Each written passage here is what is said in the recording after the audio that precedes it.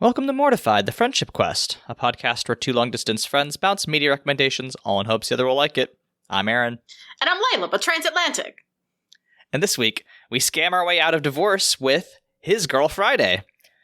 Before we look into some odd, anti-communist, not-so subtext, remember you can help us on Mortified, the Legitimacy Quest by subscribing to us on YouTube, iTunes, or Spotify, or following us on Tumblr at MortifiedPod. Leyla? Aaron. Do you think comedy ages poorly? It certainly ages. Yes. I would agree with that. And yeah, I think the reason that people say that is because, like, generally, you know, people's attitudes about who it's okay to punch down and up at change over time. We'll certainly talk about the ways that this movie handles who is an acceptable target. But like, I think overall, this movie, firstly, why do we want to watch His Girl Friday, a movie that is 85 years old? Our theme is black and white. Yeah, what okay. do you mean, why? That's an official theme now. Good. When we did our planning, that's what we said. We were thinking about. But also, it's February. Also, it's February. That's right. It is. It was Black History Month. We did not watch this for Black History Month. No, we certainly did not. Valentine's Day. Valentine's Day. Yeah. Yes. That's right. It's a rom-com. Yes. It's technically a rom-com. Oh my god. Okay. Well, listeners, if you thought I was listening 2 weeks ago, get ready. Hey, the mental health of your co-hosts has not improved. I'm sure if you're an American listener, yours is not as well. And for that, we just say, get on in. We're riding this train together, choo-choo. And if you've been following Leyla on Blue Sky, you know that there's shit happening outside of politics. Mm-hmm. So it's been unpleasant. Yes. The personal is often political, but sometimes the personal makes the politics way worse. Yeah, which is what's happening to good old Leyla. But that's okay, because we watched the movie, and now we're here to talk about it, and after this, we're going to have a drink. Yes. Leyla, I think I'll do the summary. I think this will be kind of a difficult one to summarize because it is like a slapstick comedy. I mean, you know, this movie, you know, the broad overview is that it's a comedy about this guy who runs a newspaper who is trying to get his ex-wife to come back to him and his newspaper. But we'll get into it. It's interesting, I think. I'm glad we watched it, is what I'll say. I'm glad we watched it. I think it's useful also before we get into it to say that this movie is oops all dialogue. Like, it's just talking. Yes. And it takes place in, I think, 3 or 4 sets with all the same camera angles. Yeah, it's the newspaper office. Mm-hmm. It's the place where they have lunch. Yes. It's the place where it's the sheriff's, like, the cell. Yes. And then it's the like room where all of the people have their phones. And like that's it. Yes. Which is interesting. And then sometimes they look out the window to the sound set where the gallows are, because there's gallows in this movie. You're right. Correct. Yep. No, this is a weird comedy. We'll talk about it. I have a question for you. Yes. So the opening, much like Star Wars, this has an opening text.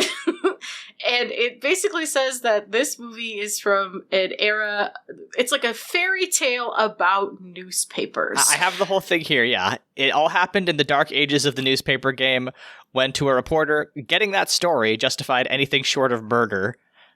Incidentally, you will see in this picture no resemblance to the men and women of the press today, which is really funny. How much research do you think went into crafting this movie, or is it just straight up vibes? I think this is a joke. I think this is very much a joke about like what people, you know, think reporters are like. Because like basically every newspaper person except for Hildy in this movie is crooked. Like they all suck so bad. And that one guy obsessed with ethics. Yeah, I guess that's true. The poet, yeah. I'm obsessed with that opening scroll because... Well, it's not an opening scroll, it's an opening card. But I'm obsessed with that opening card because it smells of studio executive having a panic attack. You think so? Why else would you put that there? Because I think it's kind of like, we're telling this story, but like, of course... we don't think that the press is like this today, kind of like wink, wink, nudge, nudge, because like it's contemporary to the time it was made, right? They're talking about Hitler. Like Sure. Hitler comes up like a lot in this movie, weirdly. In the context of World War II, at that point, they just called it the European War at the time, but except he got put in the funny pages of yeah, Hitler got moved to the front, but the chicken was a human interest story. Gotta stay right where it is. All right, let's do it. Yeah, let's get into this flick. Jump in where you can, because I have a very broad outline that I took from Wikipedia, but we'll get through it. So, Hildegard Hildy Johnson is the star. Yes, she's great. Is the star reporter of Chicago's Morning Post, but she's quitting. She's settling down with Bruce Baldwin, who is this insurance salesman from Albany. Shout out Albany. Shout out to the part of New York that Leyla is kind of from. And Hildy arrives at her old office, about 4 months after divorcing the Post's editor, Walter Burns. And, at first, Walter is very excited to see her because he's like, oh, yes, finally, I'm going to get my star reporter back and my wife back, basically. They have this, like, very, silly, flirty kind of conversation where Hildy is, like, talking about why, Walter sucks. And Walter's like, yeah, I know I suck, but, like, it's fine. Come on back. Like at one point, she's like, can I pull up a chair? And he's like, yeah, I've got one right here for you. And like slaps his knee. And she's like, yeah, that ship has sailed, sir. Like it's very much like, the Mad Men, like, oh, okay, there's still like the sexism that is pervasive in society here. Like there's a lot of people that are just like, constantly touching Hildy and calling her like babe and dame and stuff. But like, she takes it in stride. She's very much like, she's the only, I guess she's not the only competent person in this movie, but she's like, the most confident and the strongest, clearly. She's great. I think she deserves better than everyone else in this movie. But yeah, they talk. The main reason that she and Walter broke up is that Walter can't stop obsessing about work, and he left her alone on their honeymoon while he was covering a coal mine cave-in. And like that's why she was like, this isn't gonna work. She wants to settle down with this boring insurance guy and make a life, become a housewife, basically. I get it. I understand. I'm starting to get there too. Yeah. Yeah, I mean, I think they have very good chemistry throughout. What's the main actor's name? Cary Grant. And Rosalind Russell. I'm sure I have seen another Cary Grant movie because he's the only that era of Hollywood movie star name that I know. I just couldn't do it off the top of my head right now. So handsome, and one of those people that is so charming. I'm like, he would have chemistry with anybody. Yeah. I mean, I think they're just a great. I think he's a great actor. I mean, like you said, this is all dialogue basically, and the fact that it is all dialogue, I think, just shows like how strong, an actor this guy is. He is a scumbag the whole time, but I can't help but be like, I hate you so much, Walter, but I also respect you. Yeah, it's I respect his hustle for sure. It's an unceasing hustle. And also, like, the thing about the aged sexism in this movie is that, once again, I was struck with the fact of, like, Hildy, because, again, we watched Pretty Woman, and we were like, oh, it's crazy how much depth, Edward, the character, got, because male leads are very, like, macho, kind of blank slates at post-Bush era, and meanwhile, he had like this whole emotional arc where he felt guilty and he felt, repressed and had this whole thing going on. And I'm watching this and I'm like, once again, if you compare this to like, I don't know, and this isn't a slight on Megan Fox, this is a slight on the writers who wrote characters for Megan Fox. If you compare it to like Megan Fox's career in the 2000s, where it's just like being wet and smoky-eyed and little else, and like liking incompetent men, I'm like, even with the babes and the kind of like demeaning,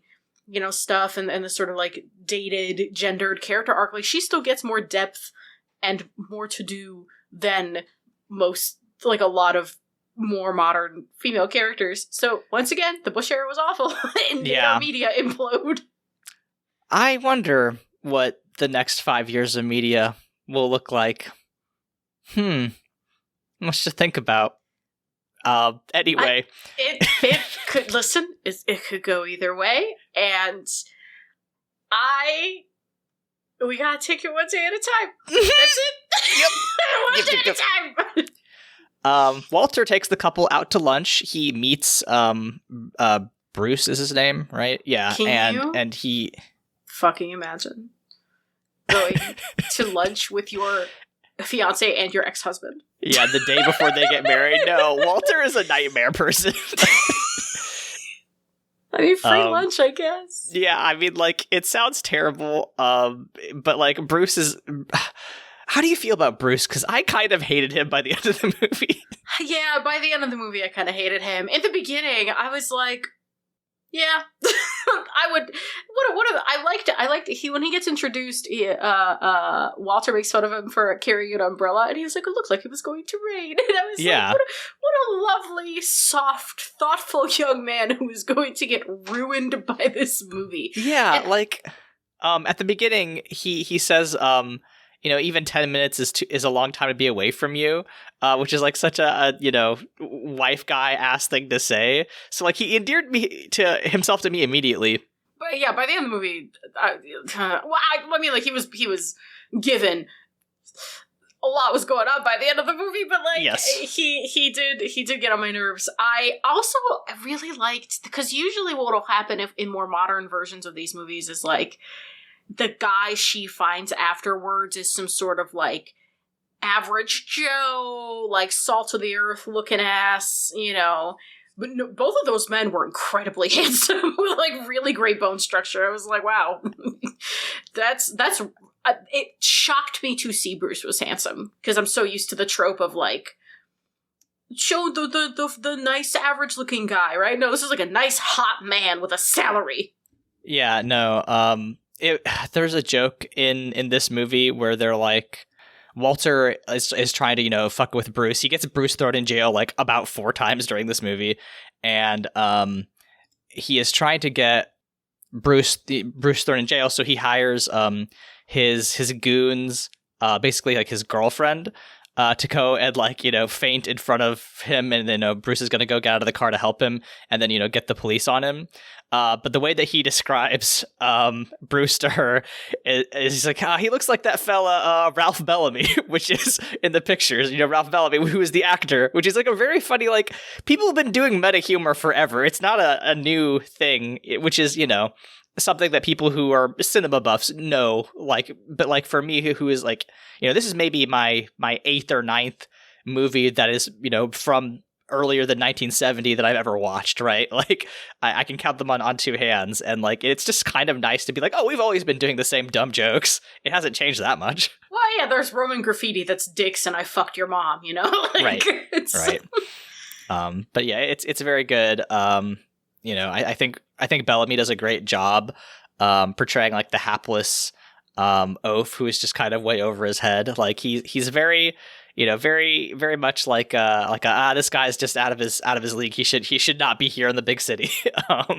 Send him back to Albany where he'll be safe with Mother. That's another thing. They're going to be living with his mom for the first year, which God, there's a bit where she is like, he doesn't make a whole lot of money. He makes $5,000 a year. He's a newspaper salesman. And I went to the inflationcalculator.com and I was like, oh, what's $5,000 in 1940 as opposed to 2025?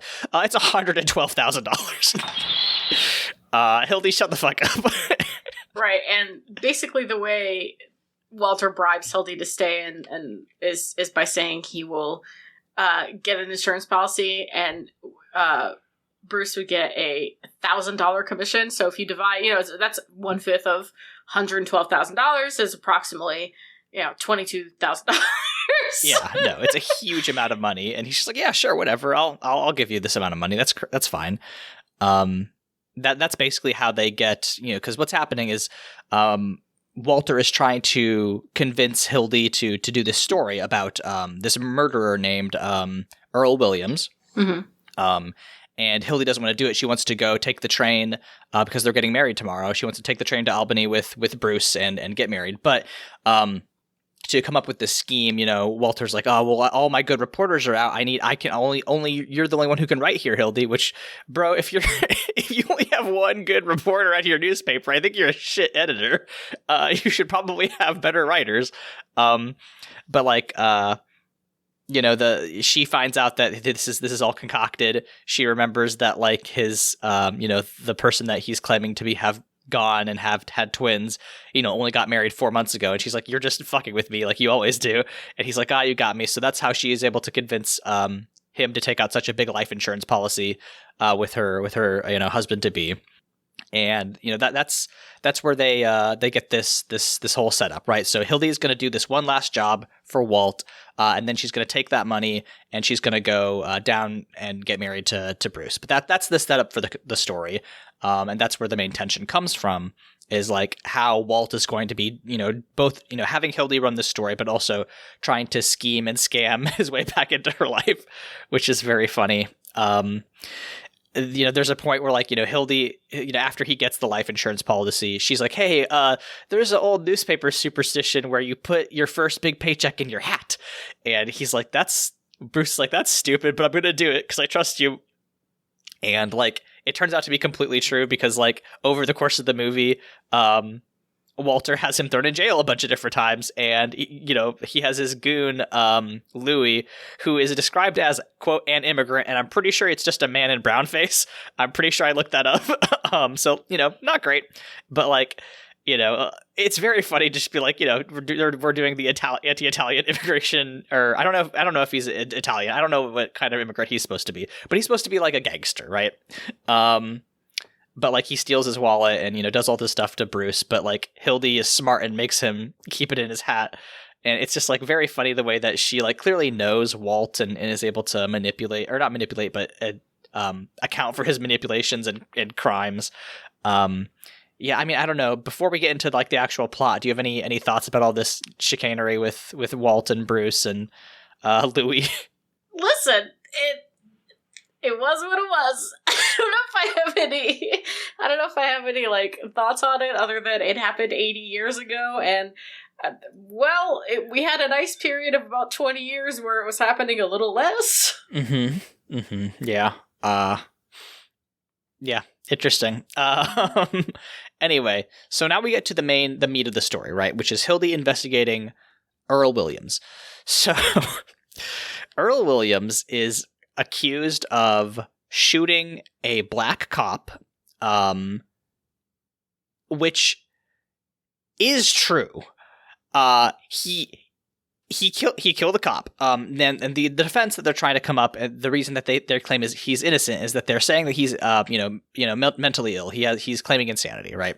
But like the reason that they want to hang him is because the mayor's re-election is coming up soon, and all of the black people and communists in Chicago want him to die for the crime of shooting a cop.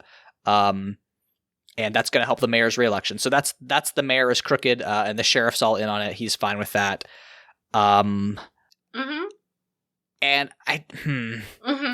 it's hard to get here because it's like, I know what they're trying to do. They're trying to be like, okay, this guy is, they make him out to be like a guy who lost his job. And, as Hildy investigates further, she finds out that he, after he lost his job, he started hanging out in the park and listening to what I guess are just like people in the park giving like pro-left speeches is kind of what it seemed out to be. And when she actually goes and interviews Williams, she hears, what he was saying. And then she's like, oh, well, I know what happened, Earl. You started listening to those people talk about the park, and they were saying things like, everything, should be made use of. Everything, there's like a production for use. So when you found yourself with the gun and you saw that police officer who was doing a mental health check coming to check on you, you thought of production for use, and that's why you shot him. And somehow that equates to being a insanity charge and not a guy shooting a cop in cold blood, I guess. Produced for use, man. It's just such a it's a crazy scene to watch because agnostic of the context, the way it is done is really, it's very like who's on first. That's very like, that's the humor of the whole movie. It's all wordplay and like just talking really fast. And she just like talks him in circles until he's like, yeah, no, that sounds reasonable. Yeah, produced for use. Yeah, no, that must have been what happened to me. And so like, agnostic of the context, it's a really funny scene. But with the context, you're like, hey, Hildy? Inside me, there are two wolves. One of them lives in 2025. The other one has a little monkey brain that thinks that talking fast is really funny. Yeah, it's wild. It is like, you know, I haven't, again, I guess the closest film that I've watched to this chronologically, I guess, is probably The Manchurian Candidate, which came out in, I want to say, you know, somewhere in the 60s, right? Which is also, you know, an anti-communist film in many ways. But it is very much like there is this idea in the air that communists could mind control you, right? And this is a thing that comes up constantly. Yeah, I mean, like, listen, I disagree with a lot of communists, but I wish they were half as powerful as the United States government thinks they are. And like 62 for Manchurian Candidate. 62, yeah, right. So, you know, 22 years after this movie comes out, right? There's this idea that like communists can just brain control you. And Americans in power so bad want communism to not make sense, or, you know, from as compared to whatever, I guess, capitalist system we live in. Again, I don't like using those terms because I think the internet has diluted what they mean. But like, it's just. Listen. It's just crazy. It's just crazy to hear them make this and be like, you are describing an evil act, and you are my protagonist. Yes. Yes, as a post-Soviet kind of expat, I also don't really like the way, I don't like the way communism is talked about or treated, because it killed a lot of my people. And so when I hear folks in the West, talk about communism, I get really uncomfortable because a lot of them have not studied global history, and I know this because I then ask them if they know the history of communism in the Soviet Union, and they say no. Mm-hmm. It's just, man, I love a relic of the time. I love a little time capsule, and that's exactly what this is. Yeah, no. I mean, I think that's what's interesting about this project that we're embarking on, of, I guess, not like, I don't know how many more old movies we'll watch, but like, I think it's interesting just to see what, you know, to see what things were like 85 years. This movie is on Wikipedia. That's how old it is. You can just watch all of it on Wikipedia. It is in the public domain, which is crazy and cool. I'm glad that's a thing that exists. But like, I don't know. I think history is interesting when I'm not living through it. Yeah. Oh God, I'm so tired of living through it. But it is. It's good to look back because I think it does help contextualize. One, again, it gives us valuable perspective on just reinforcing the frame of like something really bad happened in 2001, and I'm not just referring to the terrorist act. I'm referring to the aftermath of the terrorist act. Mm-hmm. And it just, like, something just shifted in our culture in, like, a really reductive way, and I am nervous that we're heading there again. But the other thing is, it is cool to, like, see... This movie was probably shot in, like, 4 days. It is 4 locations, 1 camera setup, probably a lot of natural light, like, all in studio, right? And these actors are, like... There's, like, 7 actors in this movie. Like... It is just crazy to look at this and look at something like The Wizard of Oz and kind of start to understand the evolution of film as a craft and like as a piece of technology. And it's nice. It's interesting context, especially because we usually talk about things that happen between like, you know, in when we were growing up. So like 2000, 2007 to 2015 is our kind of oeuvre. So it's nice. It's nice to deviate and poke around. Also, if you hear purring in the background, my kitty cat has come to join me. Hi, Deleuze. So anyway, Hildy goes back to write up this story about how he's actually insane because production for use, blah blah blah. Mm-hmm. And the way that they're framing it is that they also have to have a psychologist, post something in the paper that's like, okay, this is how this guy's, his psych eval, basically, like, oh, this is what this guy's, evaluation is, and we think he's fine. And then showing Hildy's reporting that shows that he's not fine, and trying to make those juxtapositions, confuse people and make them outraged and show that Earl Williams is in fact innocent, which, okay, sure, whatever. And at some point, she's going back to the press room where a lot of this takes place. This is the press room in basically like the criminal courts building, the courthouse, and there's a bunch of other old journalists there, and they're like, oh, okay, hey, Hildy, they're old longtime, colleagues. She begins writing the story. And then Molly Malloy comes in, and Molly is this woman who is kind of Earl Williams' girlfriend, but like not really.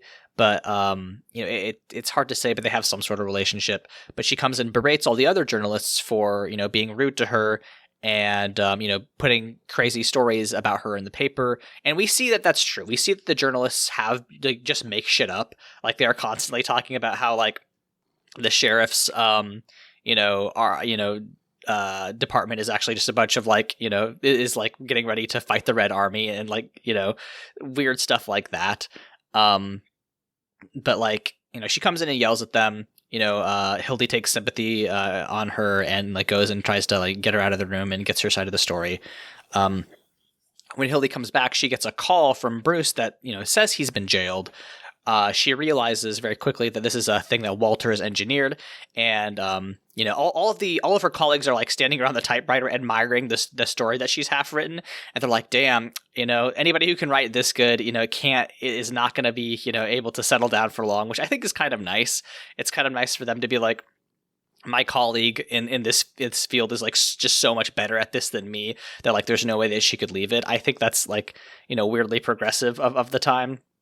Well, what else is weirdly progressive of the time is she calls herself a newspaper man, which is like, you can get into the complicated, like the feeling of like, oh, because she's competent, she gets to refer to herself as like a man. And that's like a signal of competence. But it's still like, if you kind of look at it, I don't know, it's fun. I think people were way less weird, both more and less weird about gender. Like, more weird in the sense of rigidity, but less in the sense that, I don't know, there's like a playfulness to it that I kind of liked. Especially as somebody who does that to themselves. Like, I will refer to myself as a man for funsies all the time, mostly to keep people on their toes. But like, I don't know, I liked it. I thought it was cute and interesting. Yeah, absolutely. At this point, she's having this argument with the guys about how, she doesn't have an argument, but basically she's kind of like looking down her nose, like, y'all, with disdain at them. And then we hear gunshots, and they go outside, they look outside the window, and they see that the sheriff's department has been mobilized, and they're, chasing someone. And it's revealed that Earl Williams has escaped somehow. And Hildy goes and chases down... Well, there was a prison break, wasn't there, like, fully, or is that later? No, it's just Williams, because what happens, she gets this story out of some guy that I don't know the connection. Cooley, I don't know what his role was. He's the prison warden, I see, okay. But basically she gets the story out of him, which is that while they were doing the psych eval on Williams, the sheriff, the psychologist wanted to do like recreate the crime, right? And to do that, he needed to give Williams, a gun to like, have him do it again. So he asks for the sheriff's gun. The sheriff gives the gun to him, and then he gave the gun to Earl Williams, and then Earl Williams has a loaded gun. So he's just like, all right, well, I'm leaving. And that's how he escapes. He escapes to the skylight. And then, they all mobilize to try to go chase after him. Hildy finds that, but she had to bribe the warden $450 to get the story. And when she tells Walter that, she's at this point, she's all Anderson Cooper mode. She's like, I gotta go hunt down this story. She's fully forgotten about her imprisoned partner, and so Walter's like, okay, yeah, sure, I'll bring you the money, and he has the crime guy Louis come over, and he's given it, but it's fake money, it's counterfeit money, and that's important. That'll come up later. Then we get this like scene where the sheriff and the mayor come in, and they have this conversation about how they're gonna, they have to hang this man in order to get on the communist good side, basically. And then a guy comes in with a pardon from the governor that, to be clear, has been arranged by Walt. That's what happens like in the first or second scene. Walt, says like, hey, go track down the governor and get him to do this pardon for this guy. So this messenger comes in, and he's like, hey, I have this pardon for this guy that you're trying to hang. And the mayor tries to bribe him to make him go away. And he's just constantly going on about how his wife wouldn't approve. He's like, I have to check with my wife. She lives in the country. And like, he's a very silly side character, but it's pretty good. I mean, any thoughts on this scene or the mayor or any of all that? No, there's some fun dialogue here with just like Walter being like, we can fix anything. He goes, even my wife. He goes, yeah, sure. Yeah. There's a lot of like, I don't know, it's just like fun wordplay. The script for this thing must have been so long. It's all words. It's so many words. It's so fast. It's based off a play, which makes sense. I would love to see this on a stage. Mm-hmm. Oh, that tracks with the like limited locations, and I would love to see this staged. Yeah, absolutely. So they're continuing to, they have this conversation, and then they go out and leave. And then Hildy is, for whatever reason, she's back in the press area, and then Earl Williams shows up and holds her at gunpoint, and he's like, hey, you can't, I'm going to keep you here. You don't go and call anybody. He's clearly distressed. Something happens though, and he discharges the gun, not at Hildy, thankfully. He just kind of shoots it out the window on accident. That's his only bullet. But now Hildy's like, okay, you dummy. Now you've alerted everybody to where you are. And then Molly Malloy comes up, and she tries to hide him. Molly finds him. They kind of reunite. She calls Walt and gets Walt to come over because Walt is going to be like helping her with the scoop. At some point, she realizes that the sound has alerted people. She has Earl hide in a roll-top desk, kind of squeezes him in under that point, and that's all very funny. At one point, he like kind of peeks out from under the desk, and Walt tells him to get back in, you mock turtle, which is really good. But yeah, then this is where the story starts to snowball and becomes just like a half hour of like, how are they gonna get out of this? There's all sorts of like, a dude comes in, and Walt like convinces him that he's gonna actually hire him because this guy's from a different paper, and then convinces him to go away by telling him that if you write a cool poem for me, I'll give you $100 a week or whatever. Then he calls his own office. He's like, no, we're not going to hire him. Let him write a poem and tell him his garbage and kick him down the stairs. Yes. He sucks so much. I hate Walter so much. He's such a scumbag. But yeah, it's like very just like doing all these dirty tricks. At one point, though, Bruce's mother shows up, and she sees that Earl Williams is like, they're talking about Earl Williams. She hears them talking about it, and they're like, okay, what are we going to do about this? And they just have Louis kidnap her. Like, first of all, that old lady is serving. She comes in her pearls. She does not give a fuck. There's a murderer in the room. She's like, which one of these fuckers is murderer? They all look like a rebel. I'm like, yeah, get their asses. That's right. And then she literally gets picked up, and as Louis is carrying her out, Walter stuffs a rag in her mouth. Like, it's not funny, but the image is so absurd. It's just movies, man. Yeah. I mean, he like shakes her hand and then tosses her over his shoulder. He's like, let's go. What happens after that? Bruce shows up, and Hildy is just like so deep in the zone, she can't really pay attention to him. And he's like, man, did you ever love me, lady? And she's like, sure I did. And then Walt keeps yelling at him to get the fuck out, basically. Yeah, eventually he's like, well, whatever, I'm going to leave on the 9:00 train and, with or without you. And Bruce leaves and he takes the money that Hildy had taken. She had taken all of their savings together. And then she pays him back, but she doesn't know that the money is fake. So she pays him back with the fake money. And then, Bruce leaves. Then a whole bunch of people start showing up and asking questions, and then before that, Louis comes back and says that he got in a car accident and he's lost a mother, and she may have been exploded, which is very funny. They're just like, oh man, I killed my fiance's mom. Hildy's very distressed. At this point, then all the cops come in. There's a big to-do. The mayor and the sheriff show up.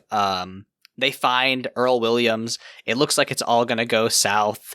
But then the guy with the pardon shows back up and he's like, actually, my wife said that I can't be a city seal or whatever. So here's the pardon. And that's kind of what gets them out of that. And it all wraps up pretty quickly. They figure out, before Hildy and Walt are arrested, they turn the tables and they say that they're gonna, get the sheriff and the mayor in jail. And there's like the emotional climax of the movie is Bruce calling Hildy again and being like, I'm in jail again, basically, because I have counterfeit money. And previously, Walt had been explaining to Hildy that he wants her to go and be with him. And he's like, I'm trying to do something decent for once in my life. I'm done trying to fight you. Please go. And Hildy's like, oh, well, okay. And then when she gets this call from Bruce, she has like this breakdown and starts like sobbing. And then Walt's like, hey, what the hell's happening? And she's like, oh, I thought you didn't love me anymore. I thought you really were going to let me go away with him. But now that I've got the counterfeit, he told me that you again got him arrested. I know that you were just doing the same old bullshit you always do, and you do love me. And they plan to get married, but then they're like, oh wait, there's this strike in Albany. Let's go do our honeymoon there, which is very silly. Yeah, they deserve each other. Yeah, I mean they both kind of suck, but what are you gonna do? Terrible. Yeah, I kind of sped through the ending of the movie there. So do you want to like hit on anything? No, it was just because when they got to that point, I looked at how much time there was left in the movie, and I was like, there's still 30 minutes left of this flick, and I don't know how much there is left to happen. Answer, a lot of talking. Mm-hmm. A lot of talking. I enjoyed this movie.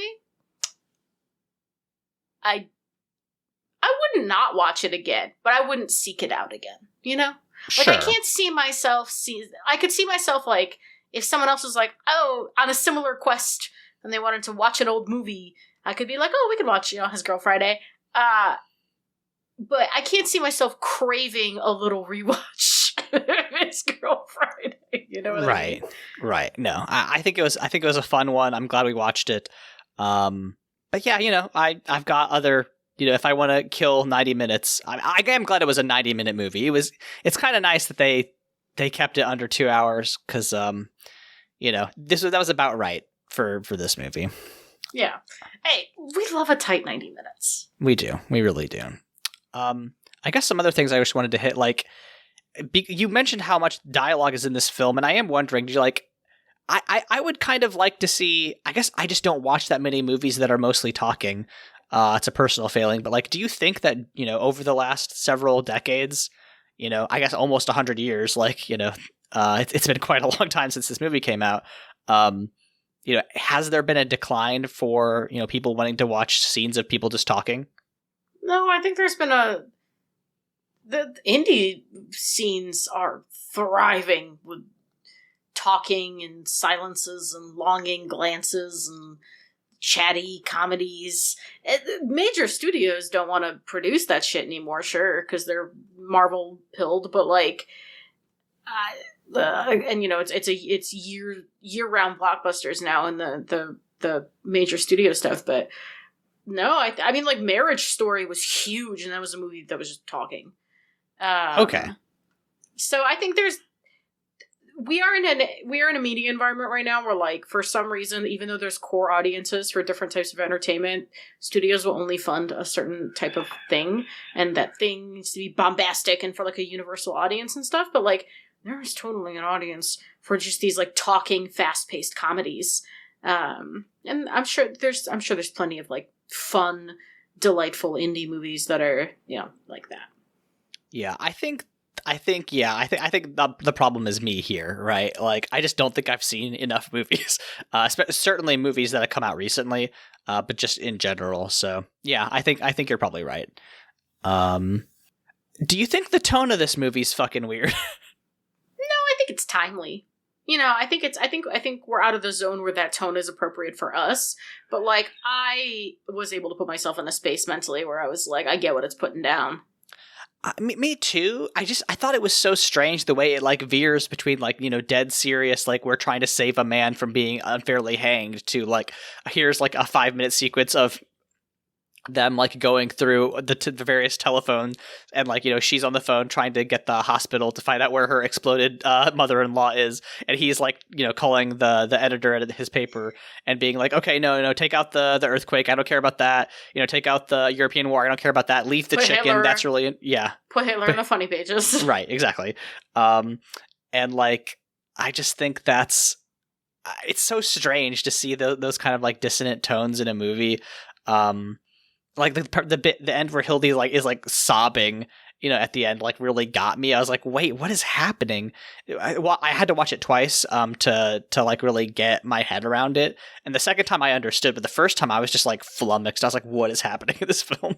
I wonder how much of that is just, like, a weird translation from stage, because on stage you need that kind of, like, outsized emotion or outsized contrast. Right? And so, like, it would make sense for Hildy to just burst into sobs, or for somebody to be played deadly serious. Because, like, imagine it being played in a theater where, like, all the serious parts are building up tension. Because comedy is about tension, right? So it's all the serious parts are, like, building up tension, like a pin drop audience, and then they flip the switch to the comedy, and everyone's just so relieved that they laugh. Like, I think that tone is played for a theater, and it's just, like, a weird mistranslation to the film. That's medium. Such a good point, because, like, home movies just didn't exist in 1940, huh? This is like they are learning on the fly how to make a movie. Oh, God, it's just so fucking wild that, like, that art form has existed for barely over 100 years, and, like, it just makes me think of, like, things like video games and tabletop games, right, which are art forms that are about 50-ish years old, and, like, how we have no idea, we're all just kind of, like, improvising with those media, and even film, right, is still so young relative to, like, painting. Yeah. Like, it's just art's fucking cool, and seeing how art evolves over time is cool. Yeah, art's great. We love art. Yeah, it is. I think that's the reason I'm so, like, I wouldn't say jazz, but, like, so, like, kind of bouncy about this movie, where I'm like, yeah, like, I get it, and it's me looking at some, like a bunch of artists, like, trying to figure out the medium, because right. They literally just, like, plonked a camera down, and that was the movie, right? There wasn't any, like, cinematography to speak of. There wasn't a visual language to speak of. They were basically filming a play. Mm-hmm. The French haven't put all their fancy words to the medium yet. There's no mise en scène or whatever, Yeah, sure. I went to... Listen, you're the expert here. I don't have a film degree. I don't either. 3.5 years of film school, and just a lot of snobbery. Listen, that's all it takes. So, for our marketing minute, now that we've talked about how this is a historic movie that was certainly set in a particular place and time, how would you like to update His Girl Friday for 2025? What does this look like? I don't think I would. I think I'd like it a period piece. I mean, I think it should be a period piece. I don't think we should do this, but I got the check. I signed the contract. Okay, we have to update it. We now have to. Okay. Yeah. I think we go full farce. I think we just go so cringe woke that it's funny. Hold on, what? I listen to me, because I don't think there's a good way to do it. So I think you go the absurdist, borderline Dadaist comedy route where it's so. Now I don't know what Dadaist means. You're gonna have to explain that one to me too, film major. No, okay, it's like Dada. I don't know how to explain Dadaism, but it's an absurdist. Listen, I think we just go so cringe that it's a satire on wokeness. I mean, listen, this might be a extremely profitable venture here in a couple of months. So yeah, please, I'd like to hear you expand on that. Like, are you talking about updating like the references to make it, more like suitable to modern audiences, but like, too much? Like, should we make them okay? I mean, like, are we just saying that everybody's transgender, just straight up everybody's trans? I think there's so much dialogue. I think you could swap out some of it for just being so incredibly self-conscious of itself, where like some of the stuff where like Hildy's gender gets commented on or whatever, you go in circles in like internet leftism. I don't think I'm describing my idea very well, but because when you read a Twitter thread sometimes. Well, neither of us read Twitter threads anymore, but yes. Yes, but do you remember the feeling of going down that whirlpool and it just stops making sense and it kind of becomes a who's on first of being the most morally righteous one in the thread? Yes, I guess that's true, yeah. That. Okay. That's my pitch to you. And it's profitable because the quote unquote normie leftists like us who, listen, you're not a leftist unless you've been annoyed by other leftists, and I spend my days and years annoyed by other leftists. I think that's a movie for people like us who could get a laugh out of it, but it's also a movie for unsuspecting right-wing people who will give us their money. I mean, listen, that's going to be the only way to make money here in the future is to trick right-wing people to giving it to you.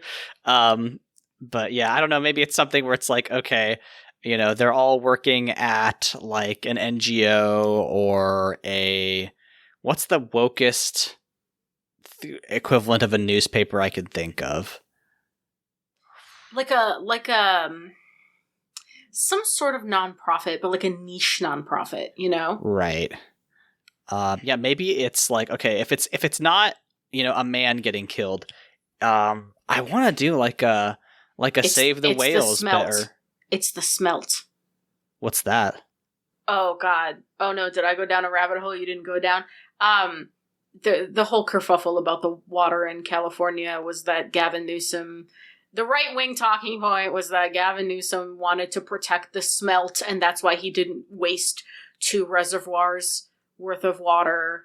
And so... I see. Yeah. Yeah, no, I've also removed Blue Sky from my phone, listeners. Oh, this was months ago. Okay.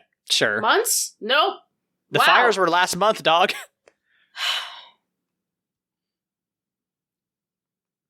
Anyway, it's a nonprofit to save the smelt. Okay, that makes sense. No, that's very funny. And it's like maybe it's not that they're trying to, he's trying to get his save his marriage, but he's trying to like prevent Hildy from, writing up the world's most, obliterating cancel post or something like that. Hear me out. He's trying to save his polycule. I think we bring Bruce in. I think we bring Bruce in. Oh. You can't split off Hildy. You're the only one who does the dishes. We need somebody with that kind of moral fiber in the polycule. Mm-hmm. We can't make Hildy do the dishes because she's a woman. And then that would be falling prey to, patriarchal archetypes. Yeah. That's not what we're about. Yeah. I don't know if this is funny, but I do like talking about it. I don't know if it's funny or if, much like this film, it is a time capsule for us to look back on of us losing our fucking minds. Yeah, I think that's probably true. Yeah, listeners, if you don't like this one, that's understandable. We might not like this one here in a couple months either. Maybe things will be better. We'll see. Maybe they'll be better, or maybe they'll be worse. So worse, it's funny. Yeah, okay. Either way, make sure that you like and comment and subscribe on this YouTube video. And also, all of our other plugs that we're going to plug right now. Layla, where else can we be found on the internet when we're not? Oh my god, don't find me! I'm at LEYLSES on Blue Sky. I sure am that. And also Tumblr. Also, yeah. I don't know. I'm losing it. Don't look at my posts. Aaron, what about you? I'm at AA Void on YouTube, Monster Factory Fanfic on Tumblr, AA Void on Blue Sky.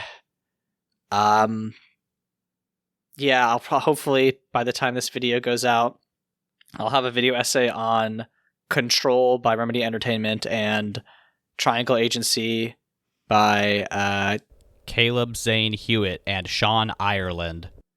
Mm-hmm. Sounds like something you're gonna edit it in post. I'm gonna edit it in post. It's gonna sound so normal, I swear. Our theme song is Obsolete by Keshco from the Filmmaker's reference. Our theme song is Obsolete by Keshco from the album Filmmaker's Reference Kit Volume 2. You can find more of their music at keshco.bandcamp.com. Mm-hmm. Layla, how do we end this episode? I wish you wouldn't have divorced me, Hildy. Almost gives a fellow a feeling he wasn't wanted. We'll see you all next time.